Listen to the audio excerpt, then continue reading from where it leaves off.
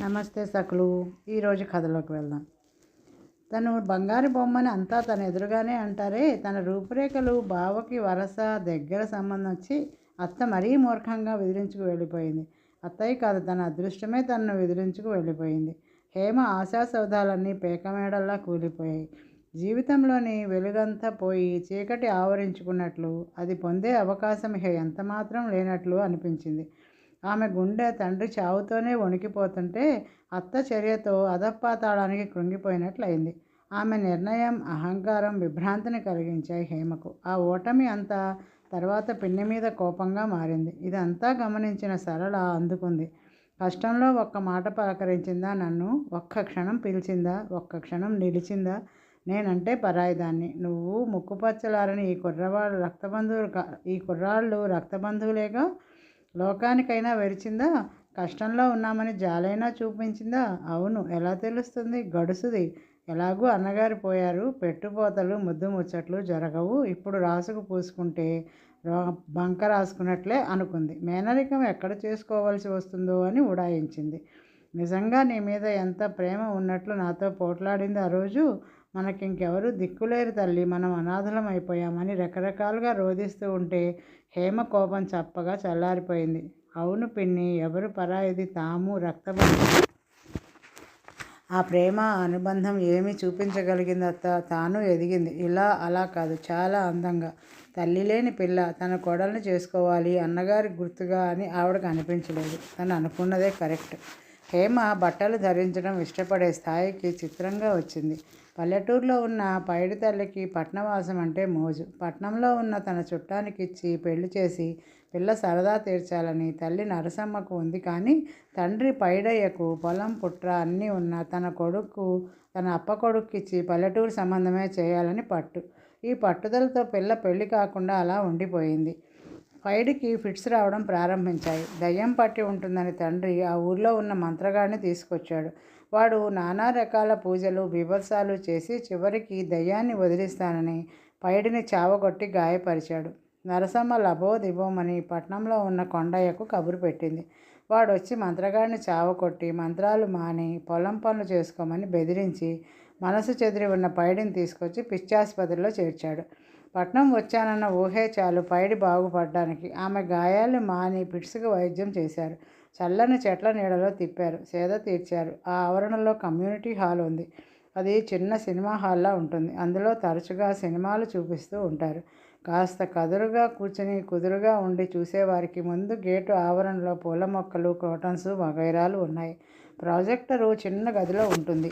VCR కూడా ఉంది. అప్పుడప్పుడు క్యాసెట్స్ తెచ్చి వేసి చూపిస్తారు. గాయపడ్డ పైడి తల్లికి జాకెట్ వేసుకోవడానికి వీలయ్యేది కాదు. వీపుకి చేతులకి దెబ్బలు తగిలాయి. ఆమెను హేమ చూడడం తటస్థించింది. తను బట్టలు ధరించకపోతే తనని ఇలా కొడతారేమో, తన ఒళ్ళు బట్టల్లో దాచుకోవాలి అనే భావన వచ్చింది. బట్టలు నిండుగా ఉంచుకోవడం ప్రారంభించింది. అజ్ఞానంతో శరీరానికి జబ్బు వస్తే దయ్యమని కొట్టిని ఆమెని ఆ స్థితికి తెచ్చిన వైనం ఆమె ఊహకు అందనిది. తను అల్లరి చేస్తే అరిస్తే ఇక్కడ తనని ఎవరైనా కొడతారేమో అన్న భయం ఎంత అల్లరి చేయాలని ఉన్నా ఆమె అమల్లో ఉంచింది.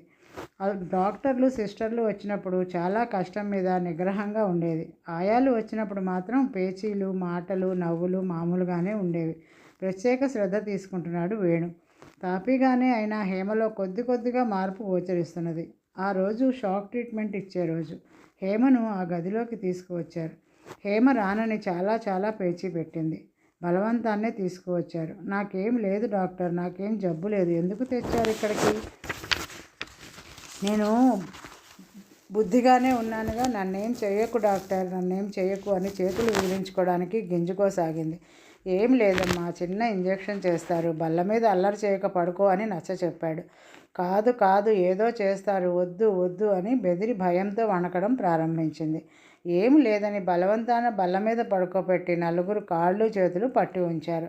హేమ స్థితి చూస్తే మళ్ళీ వేణు మనసు నీరైపోవడం ప్రారంభించింది. ఇందుక తన చదువు చదివింది. తన చదువుని తనని పరీక్షించడానికి ఆ హేమకి జబ్బు వచ్చింది. ఈ స్థితిలోన తన హేమను చూడవలసి రావటం. మనస్తాపం వల్ల వేణు ముఖం మీద ముచ్చెమటలు పడుతున్నాయి. అతి కష్టం మీద మనసును సంభాళించుకున్నాడు. ఇంజెక్షన్ చేశాడు. మౌత్ గాగ్ నోట్లో పెట్టారు. షాక్ ఇచ్చినప్పుడు నాలుక కొరుక్కోకుండా ఉండడానికి. ఈసీటీ ఆపరేటర్ దగ్గరికి తెచ్చి హెడ్ బ్యాండ్తో చాలా కొద్ది సెకండ్లు కణతల దగ్గర షాక్ ఇచ్చి వదిలాడు. ఫిట్స్ వచ్చినట్టు కొద్దిసేపు కాళ్ళు చేతులు కొట్టుకుని హేమ ఆ తర్వాత ఒకవైపు తిరిగి పడుకుంది. తెలివి వచ్చాక చాలా నీరసంగా ఉంటుంది. పాలు, బోర్న్విటా, హార్లిక్స్ ఏదో ఒకటి ఇస్తారు, కావలసిన వారో లేక హాస్పిటల్ వారో. హేమ నీరసంగా లేచి కూర్చుని పాలు మొత్తం తాగేదాకా పక్కనే నిలబడి ఉన్నాడు. వేణు హేమకి డాక్టర్గానే తన విధులు నిర్వర్తిస్తున్నా కొందరు అతని ఫీలింగ్స్ కనిపెట్టి గుసగుసలు ప్రారంభించారు. ఒకరోజు రూమ్లో కూర్చుని ఉండగా మేడం పిలుస్తున్నారు అని పిలుపు వచ్చింది. తాను వెళుతూ ఉండగా తన వెనక డాక్టర్స్ గుసగుసలాడుకుంటున్నారని, ముసిముసిగా నవ్వుకుంటున్నారని అనిపించింది వేణుకి.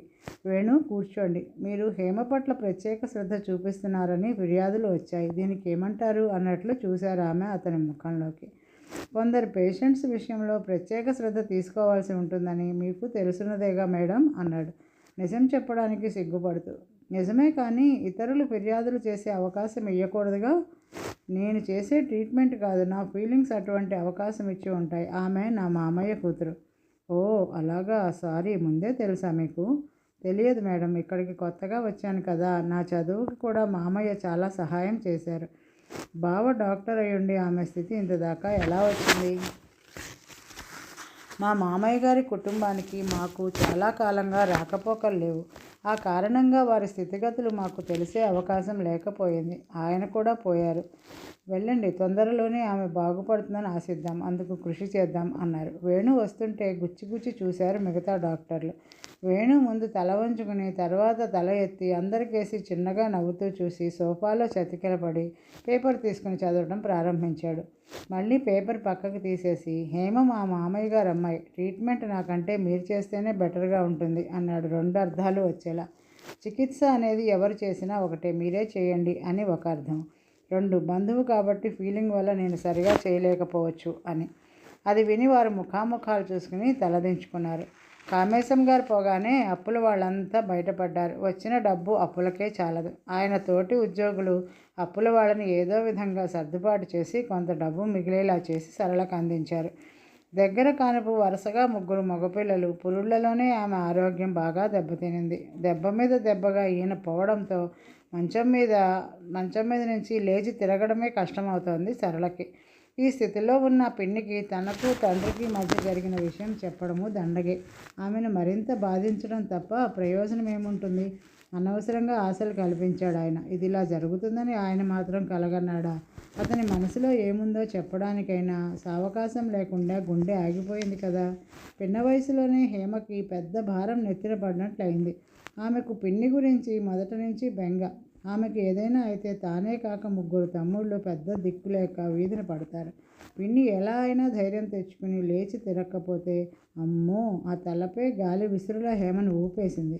అందుకని లేని ధైర్యాన్ని బలాన్ని తెచ్చుకుని తానే పెద్ద ఆరిందల, నువ్వు ఇలా ఉంటే ఎలా పిన్ని, నువ్వేం భయపడకు, నేను ఇంటిని మగపిల్లాళ్ళ ఆదుకుంటాను. ఈ కాలంలో ఆడా మగ తేడా ఏమిటి? నువ్వు ఇంటి పనులు అన్నీ చూసుకుంటూ ఉండు, నేను వీధిలో పనులు చూసుకుంటూ ఉంటాను. ఈలోగా తమ్ముళ్ళు అందుకుంటారు. ఎలాగోలా బతకపోం పిన్ని అని ఆవిడకు ధైర్యవచనాలు నూరిపోసింది. హేమ ఆప్యాయతకి కరిగి నీరైపోయింది సరళ మనసు. ఆమె కళ్ళల్లో అభిమానం ఉప్పొంగుతూ ఉండగా హేమను ప్రేమగా చూస్తూ, అయ్యో వెర్రి తల్లి, మొదటి నుంచి నా మీద ప్రేమ పెంచుకునే ఎంతో నష్టపోయావు. నన్ను లోకరీతి ప్రకారమే ద్వేషించి మీ అత్తకి మీ నాన్నకి నీ అభిమానాన్ని కేటాయిస్తే నీకు కొంత మేలు జరిగేదేమో, ఆవిడ తన కొడుకు చేసుకునేమో అంది బాధగా. లేదు పిన్ని, లేదు. పిన్నతల్లివైనా సవత్తల్లివైనా నువ్వు నన్ను ప్రేమించినట్లు ఆవిడ ప్రేమించిందా? నువ్వు చేరతీసినట్టు ఆవిడ చేరతీసిందా? నా ప్రేమను అభిమానాన్ని అందుకుందా? ఎలా తోసిపారేసిందో నువ్వే చూసావుగా. మనుషుల స్వభావాలను బట్టి అనుబంధాలు ఉంటాయి, కానీ వరసలను బట్టి కాదు అంది తన పొరపాటేమీ లేనట్లు. అప్పుడు తనదే పొరపాటు అనిపించింది సరళకు. ఇలా కాదు అలా కాదు, తన అప్పటి చర్య వల్ల మాట వల్ల హేమకి తీరని నష్టం జరిగింది. నిజం, అంతే జరిగింది. ఘోర అపకారం ప్రత్యక్షంగా కాకపోయినా పరోక్షంగా తన వల్లే హేమకు జరిగింది. ఏదో కోపంలో ఆవేశంలో ఆమెని ఇంటికి దూరం చేశానమ్మా. తప్పు అపరాధం నాదే, మరి ఎవ్వరిది కాదు అంది నిట్టూరుస్తూ.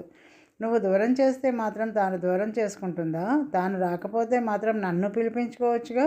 నేనెక్కడ మెడకు చుట్టుకుంటాను అని ఆవిడ భయం. మగపిల్లవాడు ఉన్నాడు, ఎక్కడ మేనరికం చేసుకోవాల్సి వస్తుందో అని హడలు కావచ్చు. నాన్న కట్న కానుకలు గొప్పగా ఏమి ఇవ్వగలడు అని కావచ్చు. ఇప్పుడు నాన్న కూడా లేరు మనతో, ఆవిడకి ఏం పని ఇంకా? పిచ్చి తల్లి, అంత దూరం ఆలోచిస్తున్నావమ్మా. ఏది ఏమైనా సవత్తల్లిని, నీ మీద నాకు దురుద్దేశం లేకపోయినా నా వల్లే నీకు దురదృష్టమే చుట్టుకుంది తల్లి అని తల మొత్తుకుని ఏడ్చే సరళం చూస్తే సవత్తల్లి అని అనిపించలేదు హేమకి. అస్తమాను ఆ మాట అనకు పిన్ని, నువ్వే తల్లివి తండ్రివి ఇక నుంచి అని ఆవిడ్ని కౌగిలించుకొని బావురుమంది. తన అపరాధాన్ని కొట్టిపారేస్తూ అపార ప్రేమాభిమానాలను దృఢచిత్తంతో వ్యక్తం చేస్తున్న ఆ పిల్ల మాట మనసు వింటూ దుఃఖాన్ని మరిచిపోయింది సరళ. అద్భుతమైనది ఈ పిల్ల అదృష్టం. ఎలా ఉంటుందో! తండ్రి లేని ఈ పిల్లల్ని ఓదార్చి నాకు తాను ధైర్యం చెప్పాలి కానీ ఇలా ఏడుస్తూ తానే నీరసించిపోతే వాళ్ళ గతేం కాదు. తాను ధైర్యం తెచ్చుకోవాలి. మనసులో బాధ భయము ఉన్న హేమ బాగా ఊహ వచ్చిన పిల్ల. ఆమెకు తెలియనీయరాదు అని ఒక నిర్ణయానికి వచ్చింది సరళ. ఏడుస్తూ కూర్చుంటే రోజులు పెడతాయా? ఉన్నది తినేస్తూ ఉంటే ఎంతకాలం వస్తుంది? తనకా పెద్ద చదువు లేదు, 10th వచ్చింది అంతే.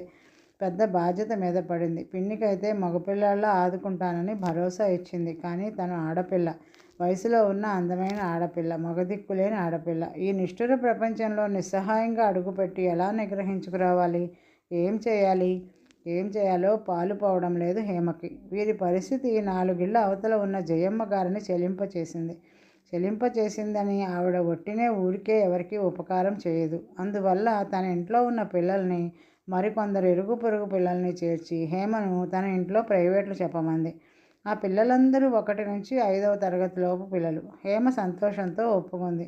మొదట 1-2 క్లాసులకు పిల్లలకు 5 రూపాయలు, ఆపై క్లాసు పిల్లలకి 10 రూపాయలు చొప్పున ఆవిడే ఒక రేటు నిర్ణయించేసింది. ఎంత బాగా చెప్తే అంతగా పెంచుతాను అని మాట ఇచ్చింది. ఏదో అద్భుత విజయాన్ని సాధించినట్లు ఉప్పొంగిపోయింది హేమ మనసు. తన సంకల్పానికి ప్రారంభ సూచకంగానే ఉంది. పని కూడా ప్రమాదకరమైనది కాదు. మనసులో ఏదో తెలియని గర్వం, ఆత్మవిశ్వాసం కలిగాయి. ఉత్సాహం అణువణువున వెల్లివిరుస్తోంది హేమకు. సరళ కూడా సంతోషంగా ఒప్పుకుంది. ఈరోజుకి కథ సమాప్తం సకలు. తిరిగి రేపు కలుద్దాం. నమస్తే.